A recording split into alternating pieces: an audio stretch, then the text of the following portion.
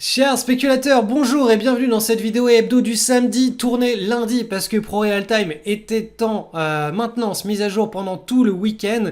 Et si vous n'arrivez pas à vous connecter à ProRealTime, donc qui est notre plateforme de spéculation qui est gratuite pour l'utilisation qu'on en fait, je vais vous expliquer le petit hack pour pouvoir la lancer à la fin de cette vidéo. C'est le hack que j'ai utilisé pour pouvoir la relancer et vous tourner cette vidéo. Donc, on va parler du Bitcoin qui est potentiellement dans une situation assez explosive. Mon ressenti, et je vais vous expliquer ça sur les graphes, c'est que dans la semaine qui vient ou la semaine prochaine, ça risque de casser par le haut et ça risque de déclencher quelque chose d'assez puissant. Donc je vais vous expliquer ça. On verrait que d'ailleurs l'Ether lui a déjà lancé le signal. Je vais vous parler d'un cas pratique sur une requête de marché avec un énorme piège. Tout est parfait, sauf qu'il y a un petit détail qui fait toute la différence et il y a de fortes probabilités que si vous avez trouvé cette opportunité par vous-même, vous soyez en train de vouloir l'acheter pour lundi, pour mardi, ou que vous soyez déjà entré dessus. Donc je vais vous expliquer un petit peu la psychologie de ce petit détail qui aurait dû vous faire ne pas entrer dessus. Et enfin, je vais vous parler des indices. On a un signal confirmé, donc en principe, en hebdomadaire, ça nous lance le signal qui, au cours des prochaines semaines, on va grimper et on va très probablement aller tester les anciens plus hauts historiques sur le SP500. Donc encore une fois, je ne sais pas si vous visualisez les montagnes russes émotionnelles de ce qui est en train de se passer en bourse, mais il y a encore quelques semaines, la bourse, la finance internationale, c'était la fin du monde. Tout le monde voyait le krach boursier avec des cours qui allaient au plus bas. Donc c'était un scénario qui était absolument possible. Mais je vous ai répété et je m'en suis pris des insultes comme quoi je disais n'importe quoi, que j'étais déconnecté des fondamentaux. J'ai pourtant répété à de nombreuses reprises dans toutes les vidéos des dernières semaines que les fondamentaux de l'économie et les fondamentaux de la bourse reposaient sur deux paradigmes qui étaient différents et que c'est pour ça qu'on ne pouvait pas associer les fondamentaux de l'économie à ce que faisaient les cours boursiers parce qu'on était rentré dans un paradigme des banques centrales et que du coup il y avait une déconnexion, une dichotomie qui était assez impressionnante et qu'à certains moments, effectivement, les deux mondes s'entrecroisaient, qu'il y avait des petites crises, mais que là, actuellement, on était encore très loin du marché baissier que tout le monde nous annonçait. Donc, je vous avais détaillé le scénario d'un potentiel marché baissier, mais que pour moi, on était toujours dans un marché haussier séculaire à long terme, étant que le support mensuel tenait sur le SP500. Voilà, on était dans un gros range avec derrière une tendance haussière. Donc là, l'analyse technique nous propose un signal. Le SP500 va retester en principe ses derniers plus hauts historiques. Je vous rappelle, il y a encore 3 semaines, c'était la fin du monde. Bref, je ne vais pas m'attarder là-dessus. Et de quoi on va parler d'autre je ne sais plus, ce sera une surprise. Regardez cette vidéo, on est parti. Donc très rapidement la petite manipulation sur ProRealTime. Quand vous arrivez sur ProRealTime et que vous cliquez sur lancer la plateforme, en principe ça va vous envoyer un message d'erreur. Donc première étape, vous allez dans votre Windows et vous désinstallez le programme ProRealTime. Donc vous tapez ProRealTime, ça va vous le trouver et vous faites désinstaller. Ensuite vous allez dans Aide, ici vous voyez il y a un onglet Aide. Vous allez vous retrouver sur cette page d'aide. Vous allez ensuite cliquer sur problème de lancement, hop. Et ensuite, vous allez télécharger et installer ProRealTime. Donc en fait, vous avez au préalable désinstallé la version de ProRealTime qui était sur votre ordinateur. Et là, vous allez la retélécharger et la réinstaller. Et ensuite, eh bien, ça marchera quand vous cliquerez sur lancer la plateforme. Donc voilà, c'est le petit hack pour pouvoir retrouver votre ProRealTime et reprendre une vie spéculative absolument quotidienne, normale et en toute sérénité. Allez, je fais un petit aparté très très rapide pour vous expliquer une chose, la notion de all-in, puisque la semaine dernière je vous ai titré, c'était un titre volontairement putaclic, comme on appelle ça, très aguicheur. C'est normal, je vous rappelle qu'on est sur une plateforme YouTube où la concurrence à l'audience est féroce, et que si on fait pas des titres qui accrochent un petit peu, il est impossible de faire des vues, il est impossible de construire une communauté, et même vous, si le matin vous vous réveillez, vous êtes devant votre café, vous n'avez pas trop envie de regarder une vidéo bourse, vous n'allez pas la regarder. Sauf s'il y a un titre qui est très aguicheur et là vous allez vous dire ok bon allez je la lance et ensuite vous êtes parti dedans. D'où l'intérêt et c'est complètement assumé hein, de mettre des titres qui sont volontairement, on appelle ça putaclic. Donc le trader milliardaire Paul Tudor Jones fait all-in sur le Bitcoin. Alors effectivement il n'a pas mis toute sa fortune sur le Bitcoin mais c'est un pari de type all-in et je vais vous rappeler rapidement ce qu'est un all-in. Le all-in ça nous vient tout droit de l'univers du poker. Donc quand un trader professionnel ou un joueur de poker fait all-in à une table, je vous rappelle une chose, c'est qu'il n'a pas 100% de son capital à la table. C'est-à-dire que quand il va dans un tournoi ou dans une table, il y va avec 1 ou 2% de, ils appellent ça de leur bankroll, donc de leur compte de bourse si vous voulez, et ils vont à ce tournoi, ils ont 1% on va dire ou 2% de leur capital qui vont risquer pendant ce tournoi. Donc quand ils se retrouvent à une table à faire all-in, en réalité ce qu'ils risquent c'est 1 à 2% de tout leur capital et ils le risquent en soit ça passe, soit ça casse. Eh bien, croyez-le ou non, mais Paul Tudor Jones, il est dans cet état d'esprit. Pourquoi? Parce que le Bitcoin, en réalité, soit ça passe, soit ça casse. Alors, il y a tous les pro-crypto qui vont nous dire mais ça va forcément passer, c'est une évidence. Mais il y a tous les contre-crypto qui vous disent que c'est la plus grosse arnaque et le plus gros Ponzi jamais inventé par l'homme. Et que ça va casser. Donc en gros, étant donné la volatilité de cette classe d'actifs, du risque de ce pari, soit en gros Paul Tudor Jones quand il a une table là, il a un tournoi, il a ces 1 ou 2% qu'il doit risquer, soit ça passe, ça veut dire qu'il va démultiplier son tapis, donc il va faire x2, x3, x4, x10, c'est 1 ou 2%, enfin c'est 2% de capital à risquer, soit il se retrouve à zéro, soit il perd son tapis. Donc c'est ça la logique de all-in. Alors effectivement, dans le titre, quand on dit all-in, on imagine que le mec il a mis 100% de son patrimoine. Non, bien entendu, il n'y a aucun trader professionnel ou joueur de poker professionnel qui va mettre 100% de son patrimoine, de sa bankroll sur un tournoi et faire all-in dessus. Les mecs, ils arrivent, ce sont des professionnels, ils ont du money management, ils arrivent avec 1 ou 2% par tournoi et ils font voilà plusieurs tournois dans l'année. C'est comme ça qu'ils enchaînent les tournois et qu'avec leur money management, ils vont pouvoir tout simplement, comme en bourse, hein, générer des trades gagnants, des tournois gagnants et avoir une belle courbe d'ascension sur leur bankroll et donc en bourse sur le capital.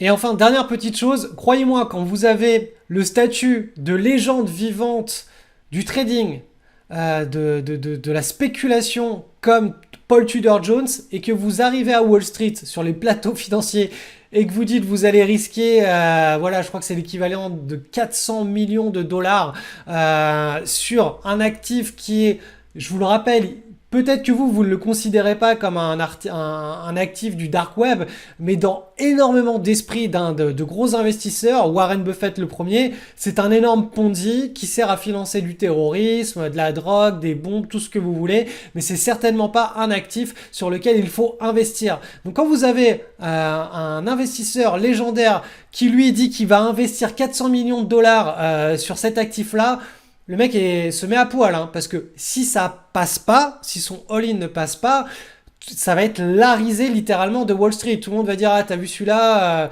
il a investi et sur un truc qui est complètement débile. Tout le monde, tous les investisseurs, les grands investisseurs de Wall Street disaient que c'était n'importe quoi. Lui c'était le clown, il a investi dessus, il s'est fait avoir.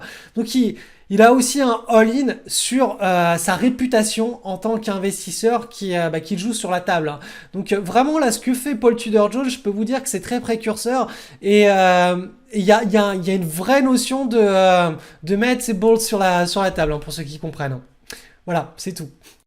Analyse graphique de notre cher Bitcoin contre de l'euro. Donc vous le voyez, on est en hebdomadaire ici depuis 1, 2, 3, 4 semaines. Donc là, on est en train d'attaquer la 5e semaine depuis ce matin, puisque je tourne cette vidéo le lundi 1er juin, puisque ProRealTime, je vous le rappelle, était en maintenance pendant le week-end. Donc là, on a cette figure de consolidation au final.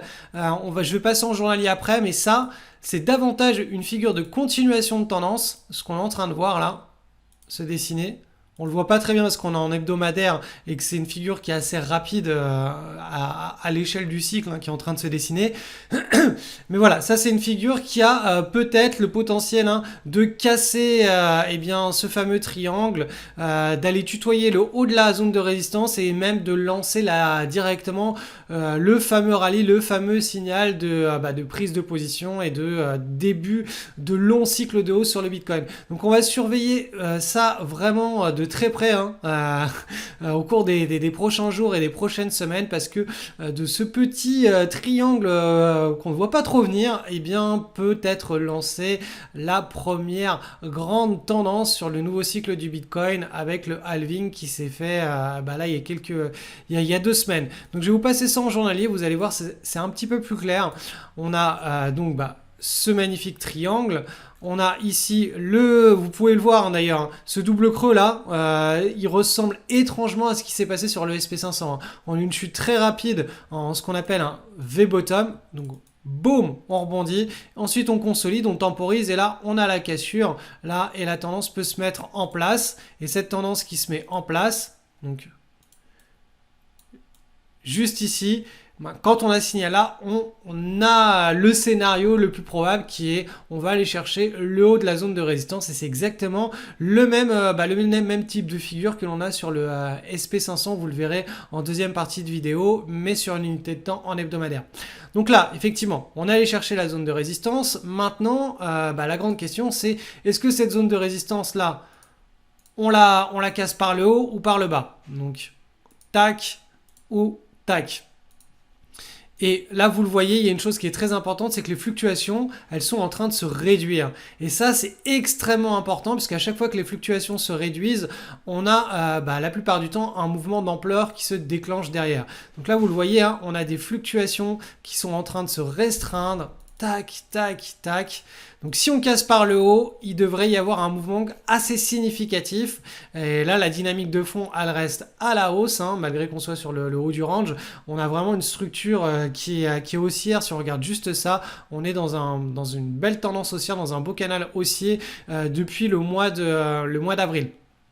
Donc voilà, affaire à suivre, soit ça casse par le haut, soit ça casse par le bas. En tout cas, on va très très rapidement être fixé sur l'issue de ce scénario puisque je pense que d'ici la semaine prochaine ou aller au plus tard la semaine d'après, dans 2 semaines, on aura notre fameuse cassure par le haut ou par le bas. Et je m'attends personnellement un peu plus à ce qu'on ait une cassure par le haut que par le bas. Donc l'avenir nous le dira. D'ailleurs, je fais un petit détour rapide pour vous parler de l'Ether contre l'euro. Vous la voyez, cette figure, elle a déjà été cassée. Donc, petite figure de consolidation avec des fluctuations qui se resserrent bien. Vous le voyez ici, tac sur la fin.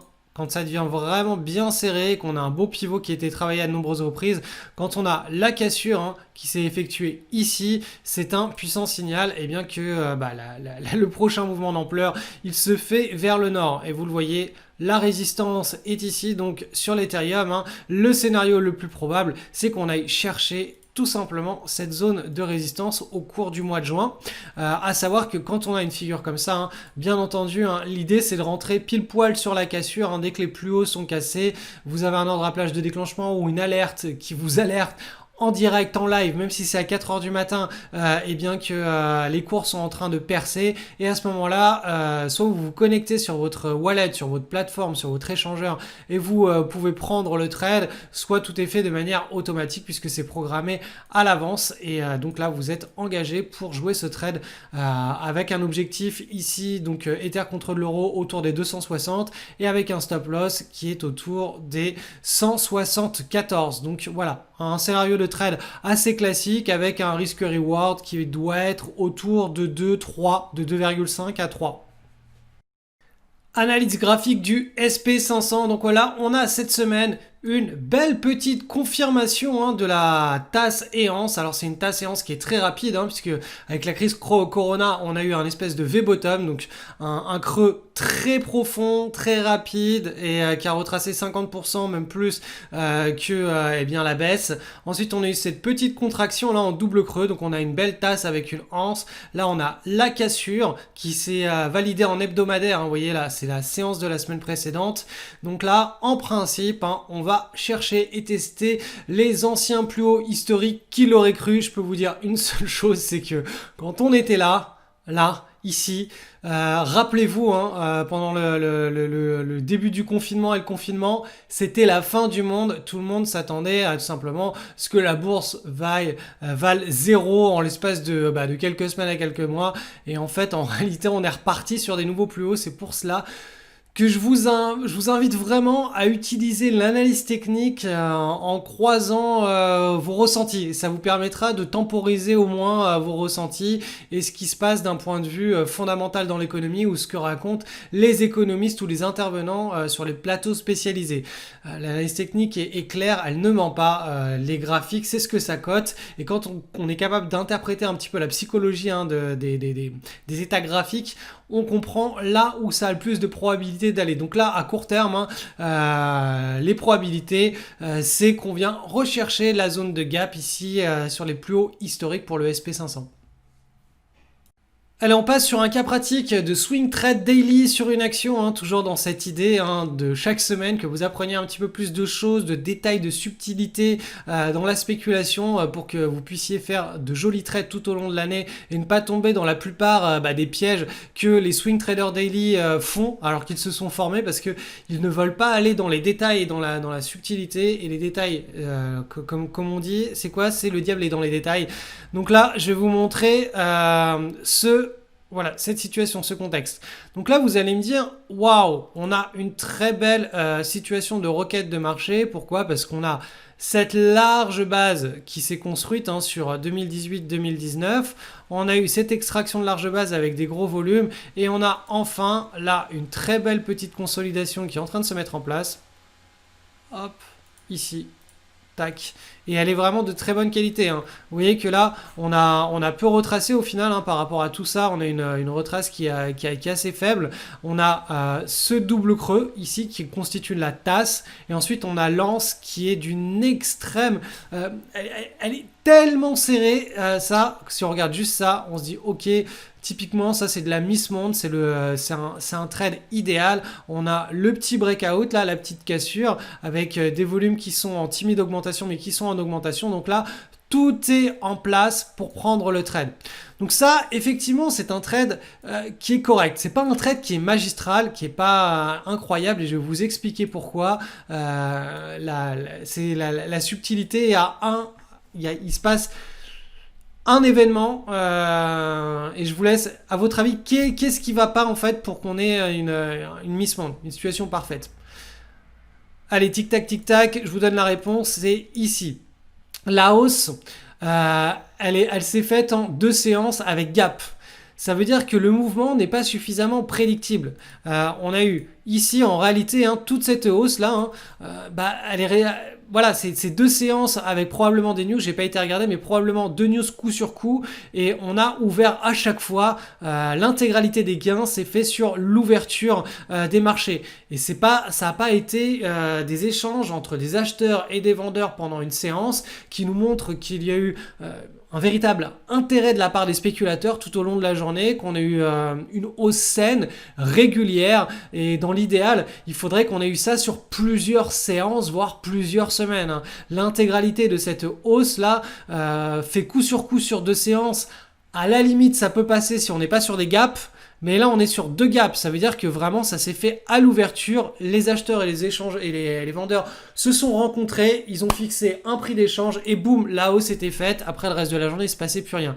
Et vraiment voilà, ces 2 hausses coup sur coup qui se sont faites à l'ouverture avec donc du coup 2 gaps, ça c'est pas du tout un bon signe de prédictibilité. Nous ce que l'on aime pour avoir vraiment des situations parfaites, c'est que l'on ait une hausse qui soit sur plusieurs séances et qui soit saine. Là, ça, ce n'est pas sain. Donc voilà, ça c'est la petite tâche qui vient, le petit grain de sable qui vient enrayer la mécanique parfaite de ce trade.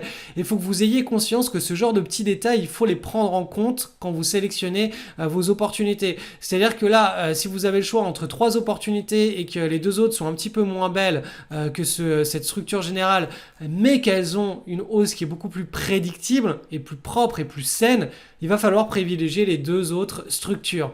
Donc voilà, c'est un petit peu comme ça que on arrive à tout simplement soit prendre des trades ou ne pas les prendre, ou à les classifier pour savoir lequel est le meilleur. Donc voilà, bien entendu, hein, ça, c'est le niveau 2. Hein. Le niveau 1, c'est de commencer par installer sa routine, son écosystème, donc avec les screeners, avec les plans de trade pour savoir où entrer en position, où revendre, comment suivre une tendance, comment structurer son money management, etc. Et tout ça, je vous l'enseigne notamment dans un pack. Je vous ai mis le lien en dessous. Vous avez le pack qui regroupe toutes mes formations sur le Swing Trading Daily et qui vous apprend à faire tout ça, à repérer toutes ces opportunités, à savoir lesquelles prendre, lesquelles ne pas prendre, et donc tout cela est dispatché sur notamment 3 anomalies de marché. Encore une fois, on a les trades de news qui reposent sur une anomalie statistique de marché dont je vous explique tout ça dans la formation.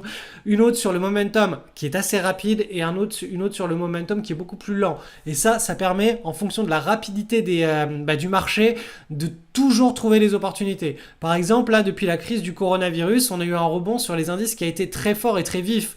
Vous n'allez pas trouver ce qu'on appelle des leaders de marché dans ce contexte-là. Les leaders de marché, c'est un momentum qui est long, qui est lourd. Vous allez trouver beaucoup d'opportunités quand les marchés sont haussiers sur plusieurs trimestres. Mais quand les marchés sont haussiers sur quelques semaines, à 1 ou 2 ou 3 mois, avec une forte vélocité, un fort momentum, ça va davantage être des opportunités comme celles que vous voyez en ce moment, ce qu'on appelle des roquettes de marché qu'il va falloir identifier. Et si vous n'avez pas le bon plan de trade pour pouvoir les exploiter, les bons screeners pour pouvoir les trouver et le bon écosystème pour pouvoir répéter ça tous les jours, soir après soir. Concrètement, n'essayez même pas de faire de la spéculation ou du boursicotage, vous allez littéralement vous planter, et c'est d'ailleurs pour cette raison que 95% des intervenants perdent en bourse. C'est parce qu'ils se réfèrent systématiquement à des journaux financiers, à ce qu'ils entendent sur BFM, sur les tuyaux qu'on leur donne à droite, à gauche, mais ils n'ont pas d'écosystème, ils n'ont pas de structure, pas de money management, ils n'ont... C'est un business, hein. La bourse, c'est comme tenir un commerce. Il y a des horaires d'entrée, des horaires de sortie, une comptabilité à tenir, du stock à faire venir. Il faut comprendre la demande des clients, etc. C'est un vrai business. En bourse, vous devez absolument visualiser votre activité de boursicotage, de spéculation comme quelque chose de professionnel. Si vous ne faites pas ça, vous êtes mort. Vous êtes mort. Et de la même manière que c'est pas parce que vous avez un magasin et que vous gérez tout ça de manière professionnelle que vous allez cartonner, devenir riche. Non, non. Dans la plupart des cas, vous avez simplement la structure et l'écosystème pour vous en sortir. Mais après, pour faire une grosse différence, il faut pratiquer et justement aller regarder dans tous ces petits détails les différences qui font qu'un trade ou dans un commerce, un produit va mieux marcher qu'un autre et être systématiquement sur les bons trades et les bons coups pour dégager l'espérance de gain maximale. Donc, je vous rappelle rapidement, dans le lien qui est en description, le swing trader professionnel, la bourse, c'est soit on le fait de manière pro, soit on ne le fait pas. Je vous ai mis les 3 étapes à maîtriser sur cette page. Donc la première étape qui est de maîtriser les outils et la stratégie la plus rentable à mon sens qui est le trading de news parce que c'est du trading ultra qualitatif et ça vous met d'office à côté de 99% des trades que vous auriez passés mais qui n'ont pas cette anomalie statistique et déjà ça vous met dans d'extrêmes bonnes conditions pour pouvoir spéculer si vous commencez par le trading de news. Ensuite, deuxième étape, on va élargir son champ d'intervention pour obtenir plus d'opportunités sur nos screeners, notamment avec les leaders de marché quand les marchés sont haussiers sur plusieurs trimestres et les requêtes de marché comme cela a été le cas récemment avec un rebond puissant des bourses. Et il y aura aussi une formation qui vous expliquera comment reconnaître les pépites en allant justement sur tous les petits détails dont je vous parlais là. Il y en a plein d'autres, de petits détails comme ça qui permettent de trouver, de reconnaître les meilleures opportunités. Et enfin, en étape 3, on va améliorer ses compétences pour amener son trading au niveau supérieur, au niveau le plus élevé, avec notamment la maîtrise des coupes de position, des sorties de position et de ce qu'on appelle appelle les rushs boursiers avec l'intégration de 3 unités de temps, donc une fractale en 3 unités de temps pour vraiment trouver la crème de la crème et optimiser ses entrées, ses sorties, ses coupes, enfin tout ce qui importe en réalité pour être au niveau professionnel mais parmi les meilleurs des pros. Donc voilà, tout cela est sur cette page. Vous avez un petit pack avec 7 formations, elles sont toutes complémentaires les unes des autres et si vous avez des questions, n'hésitez pas à me les envoyer par email. Pour m'envoyer une question, me demander par email, vous avez en haut là contact. Et voilà, mon adresse email c'est edevenirtrader@gmail.com. Donc là vous avez toutes les infos sur cette page.